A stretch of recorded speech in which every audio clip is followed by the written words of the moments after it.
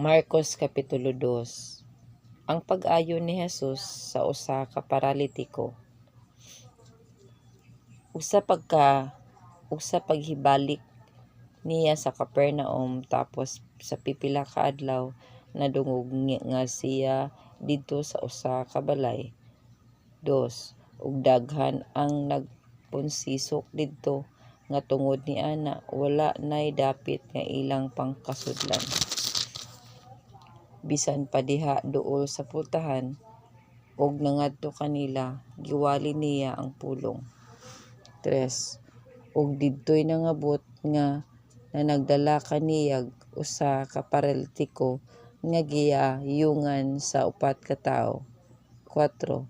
Ug kay dili man sila makaduol kang Jesus tungod sa panon sa mga tawo, ilang gibuslutan ang atop sa ibabaw niya, ug sa nakahimo na sila lungag, ilang gilutonton ang higdaanan diin diha ang paralitiko. Ug sa pagkakita ni Jesus sa ilang pagsalig, siya miingon sa paralitiko, "Anak, ang imong mga sala gipasaylo na." 6. Ug dihay pipila sa mga eskreba nga naglingkod, ug diha sa ilang mga kasing-kasing nangutana sila nga nag-ingon. 7. Nganong nagasulti man kining tawhana sa ingon? Usa kini kapasipala, kay kinsabay makapasaylog mga sala kundili ang Dios ra. 8. Ug diha sa nasabot na ni Jesus diha sa iyang espiritu nga sa ingon nangutana sila sa ilang kaugalingon, siya miingon kanila, "Nganong nangutana man kamo sa sulod sa inyong mga kasing-kasing?" 9. Kay hain ba'y labi pang masayon ang pag-ingon ba ngadto sa paralitiko, "Ang imong mga sala gipasaylo na," o ang pag-ingon ba, "Bangon, dad-a ang imong higdaanan ug paglakaw"? 10. Apan aron mahibalo kamo nga ang Anak sa Tawo may kagahom diay dinhi sa yuta sa pagpasaylog mga sala, siya miingon sa paralitiko. 11. Ako magaingon kanimo, bangon, dad-a ang imong higdaanan ug pumauli ka. 12. Ug siya mibangon ug diha gisakwat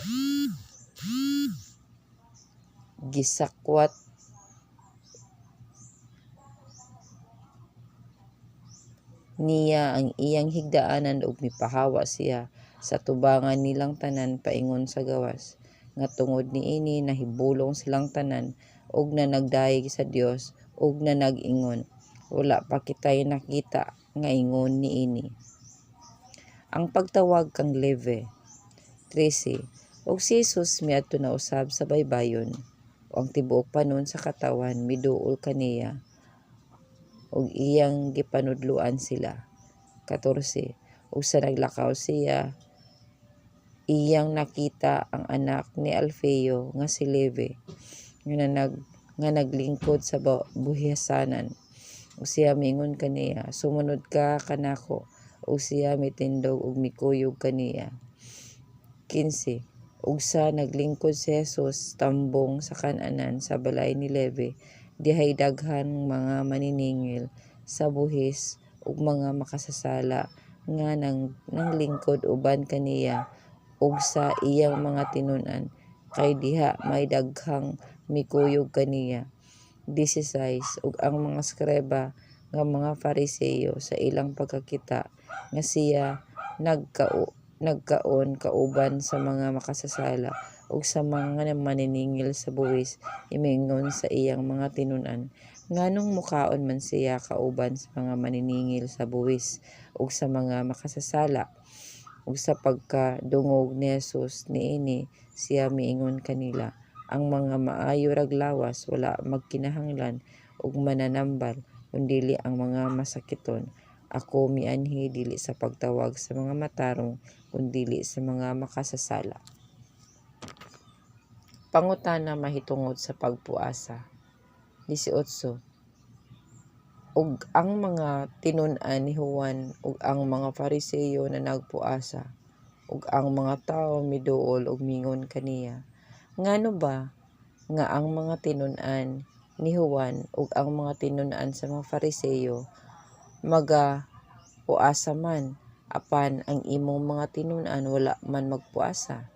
19. Kanila mitubag si Jesus nga nag-ingon, makahimo ba sa pagbuasa ang mga dinapit sa kasal samtang ang nabana anaa pa uban kanila?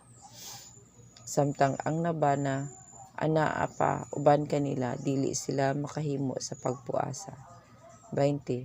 Apan moabot ra ang mga adlaw nga ang nabana pagakuhaon na gikan kanila, ug unya magapuasa na sila niadtong adlaw. 21. Walay tawo nga magatapak og bag-ong panapton diha sa daan nga sinina, kay kun mao pa ang igatapak, mabitas ra gikan niini ang bag-o gikan sa daan, ug unya mahimo na hinuong ang labi pa kadakong gisi. 22. Ug walay tawo nga magasulod og bag-ong bino diha sa mga daang sudlanan nga panit, kay kun mao pa ang bino mobusisi sa mga sudlanang panit, ug ang bino mausik, maingon man ang mga sudlanang panit, apan ang bag-ong bino kinahanglan anha isulod sa bag-ong mga sudlanang panit. Ang mga tinun-an nangutlog uhay sa adlaw nga igpapahulay. 23. Usa ni ana ka adlaw nga igpapahulay, si Jesus naglakaw agi sa kaumahan sa mga trigo, ug samtang naglakaw sila, ang iyang mga tinun-an misugod sa pagpangutlog mga uhay. 24. Ug ang mga Fariseyo miingon kaniya, tan-awa ra, ngano ba nga nagahimo man sila sa dili matarong pagabuhaton sulod sa adlaw nga igpapahulay sumala sa kasugoan. 25. Kaniya mitubag sila nga nag-ingon, wala ba gayud kamo makabasa mahitungod sa gibuhat ni David sa diha nga nagkinahanglan siya og gigutom, siya ug ang iyang mga kauban?